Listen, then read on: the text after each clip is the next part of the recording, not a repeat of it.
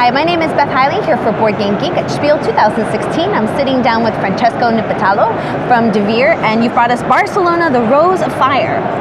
Exactly.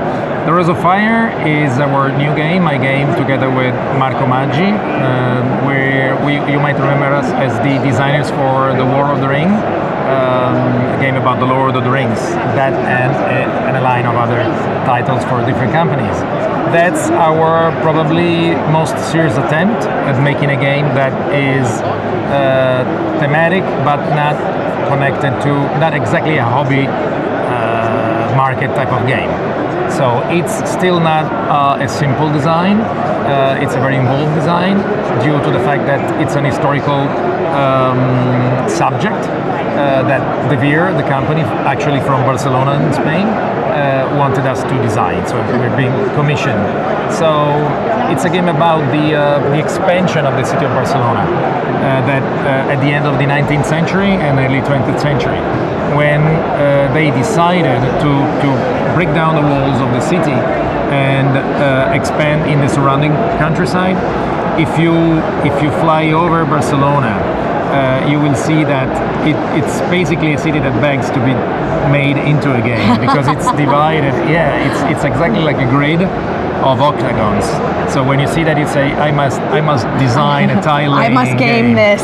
Exactly. So this game is about that. You play through 5 phases, divided in 3 periods, basically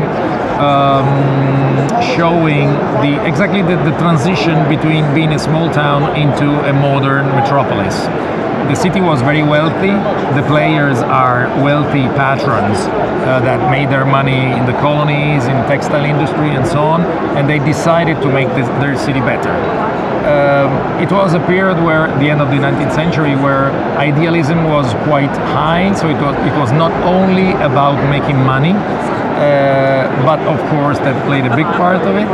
And they passed a project of expansion given to an architect called Ildefonso Cerdà that made this plan that is currently studied all over the world in universities when you study urbanism.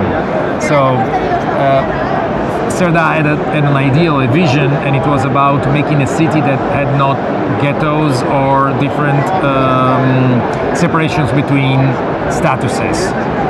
Of course, it was, like having a dream and then finding that reality is different.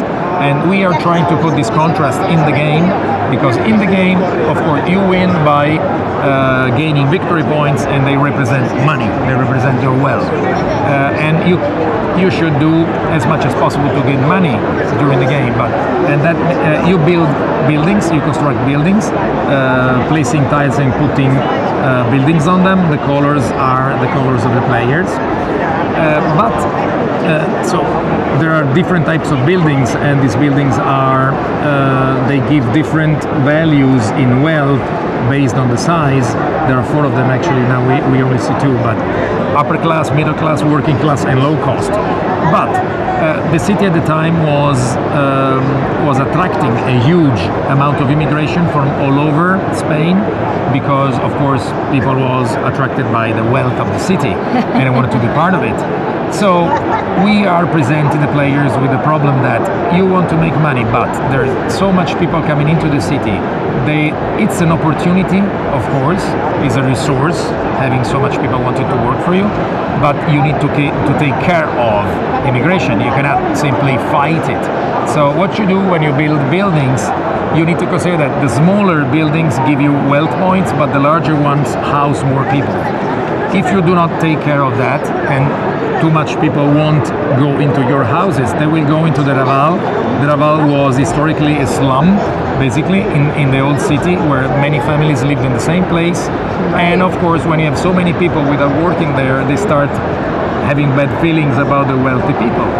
And that's something that they are in your color. So red strikers, red workers are unhappy against the red player, green ones against the green player, and so on. So if you don't take care of them, to balance things out. Exactly. If you don't take care of them, you will eventually pay the toll. You lose actions and so on. So it's always opportunity to make money versus the necessity of doing the right thing, of housing these people coming in your city to work.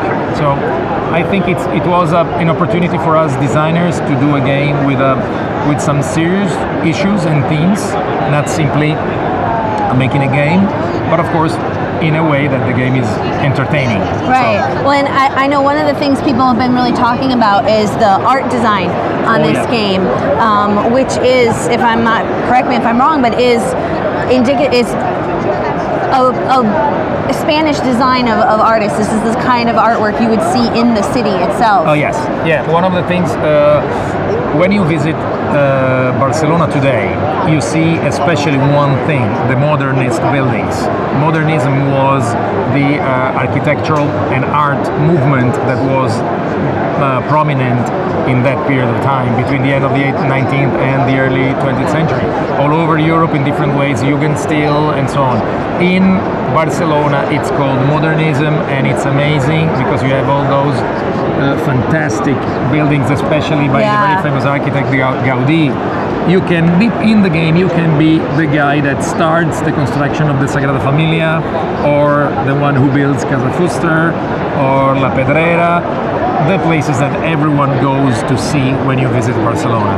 So the designer Jordi Roca and the illustrator David Parceriza brought all those elements together to make a game that I can define being really precious, because it's really something that it's very pleasing to the eye. You know, they took 1 year to make the graphic design. Wow. So I ended my design of the game 1 year ago approximately. So, and I went on doing other things, doing other games. When I was here, seeing the game for the first time and touching the various pieces, yesterday I couldn't stop playing. So I was not supposed to be there to demo the game, and I ended up demoing the game all day long because I couldn't just... I couldn't walk away. It's too fun. Well, if that's not a reason to go check it out, that the designer himself couldn't stop playing it, then, then that's something that definitely the rest of us should go check out as well. Absolutely. So, Francesco, thank you so much for designing and giving us a quick walkthrough of Barcelona, the Rose of Fire, and thank you for letting us take a look. Thank you very much. Bye.